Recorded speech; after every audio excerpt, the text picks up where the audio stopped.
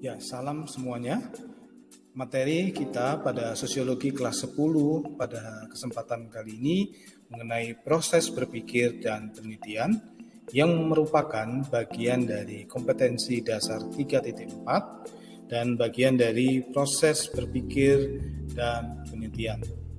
Nah, materi ini saya ambilkan dari peta konsep sebagai berikut. Pertama, proses berpikir. Yang kedua, membahas penelitian. Yang ketiga, prosedur penelitian. Dan yang keempat, jenis-jenis penelitian. Akan tetapi pada video kali ini, untuk jenis-jenis penelitian saya akan buat di video tersendiri. Nah, di dalam materi yang disusun oleh Kun Mariyati, buku wajib sosiologi, kelompok peminatan ilmu pengetahuan sosial ini, manusia menggunakan nalarnya mengembangkan pengetahuan, menemukan hal-hal baru, mengembangkan kebudayaan, memberi makna pada kehidupan dan memanusiakan diri dalam hidupnya. Kenapa terjadi? Karena ada dua hal.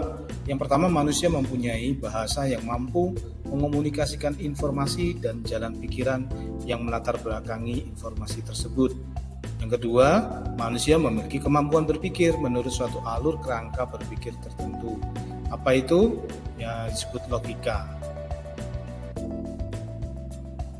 Kemudian, jenis penalaran yang sangat penting untuk digunakan di dalam proses penelitian yaitu deduksi, induksi, kemudian ada juga gabungan deduksi dan induksi.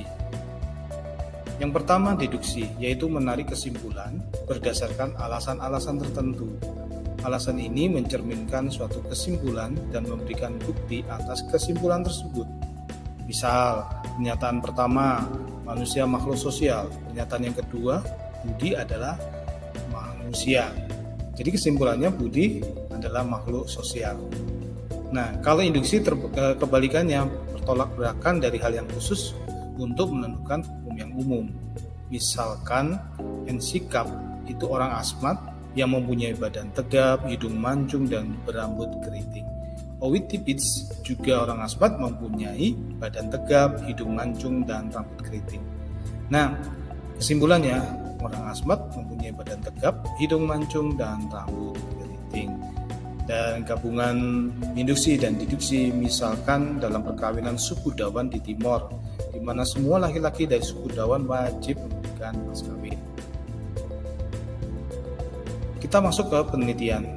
Kerap kali orang berpikir yang namanya kegiatan mencampur berbagai jenis zat dan melakukan pengamatan, dan hal ini seolah-olah hanya para ahli di laboratorium. Nah, anggapan seperti ini keliru.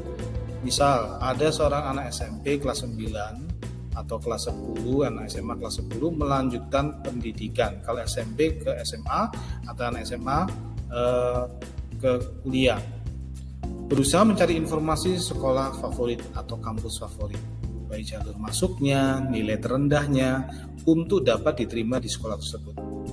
Nah, ini juga disebut dengan suatu penelitian, meskipun termasuk penelitian kecil.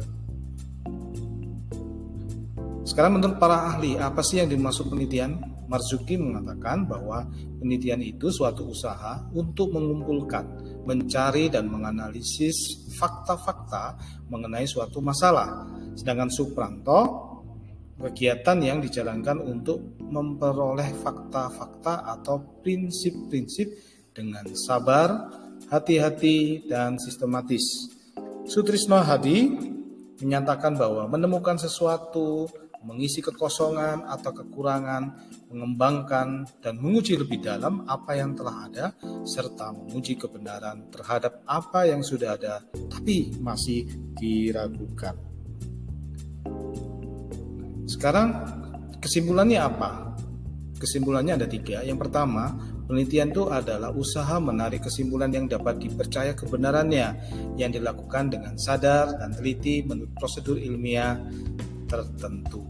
Yang kedua, Aktivitas ilmiah yang menggunakan metode ilmiah logis dan sistematis untuk menguji satu atau beberapa hipotesis terhadap satu atau beberapa masalah di dalam dunia empiris melalui pengumpulan data. Dan yang ketiga, suatu proses atau rangkaian langkah yang dilakukan secara terencana dan sistematis untuk mendapatkan pemecahan masalah atau jawaban terhadap pertanyaan-pertanyaan tertentu. Apa sih gunanya? Gunanya satu, memperkuat ilmu pengetahuan, kedua, membina dan mengembangkan ilmu pengetahuan. Ada 3 syarat: sistematis, terencana, dan mengikuti prosedur ilmiah.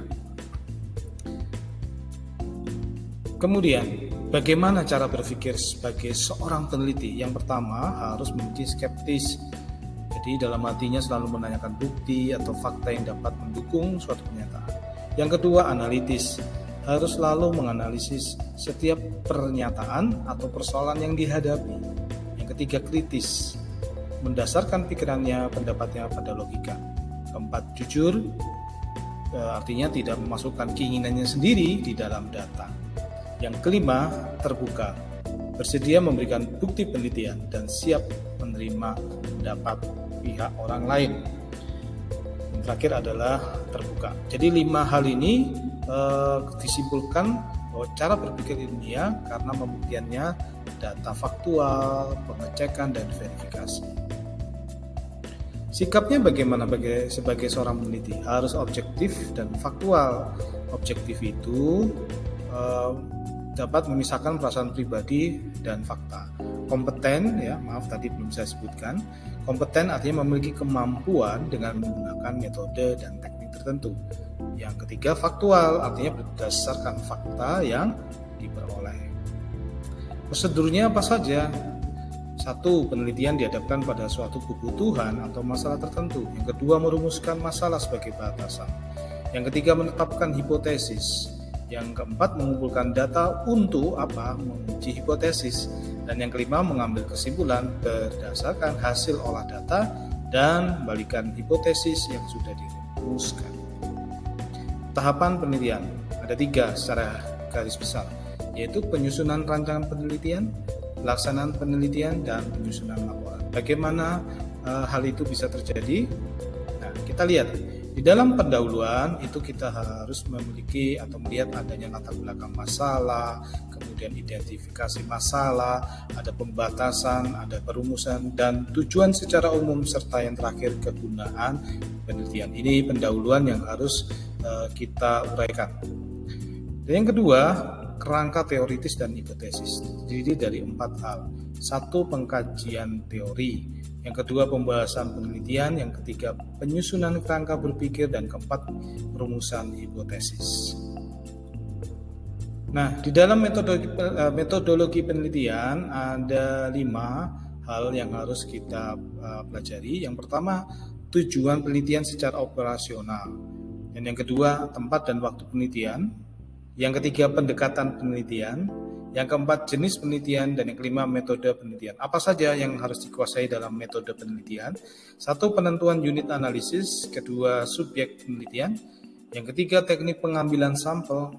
Yang keempat, teknik pengumpulan data. Dan yang kelima, teknik analisis data.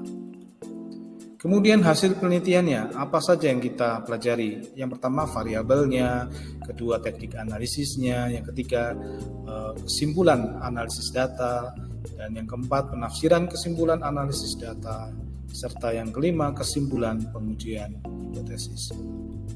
Nah, di dalam kesimpulan dan saran ada 3 hal yang akan kita pelajari, yaitu deskripsi singkat mengenai hipotesis dan hasil penelitian. Yang kedua, kesimpulan penelitian. Dan yang ketiga, pengajuan saran. Ini semua rangkaian dari proses penelitian dalam pembuatan laporan. Nah, demikianlah pelajaran kita pada kesempatan kali ini. Kita tentunya akan masuk di dalam video berikutnya, video-video saya berikutnya mengenai jenis-jenis penelitian. Setidaknya kita sudah mengerti bagaimana posisi kita, menempatkan diri kita sebagai seorang peneliti dan apa saja syarat-syaratnya dan bagaimana kita menyusun laporan. Terima kasih atas perhatiannya. Sampai jumpa dalam episode berikutnya.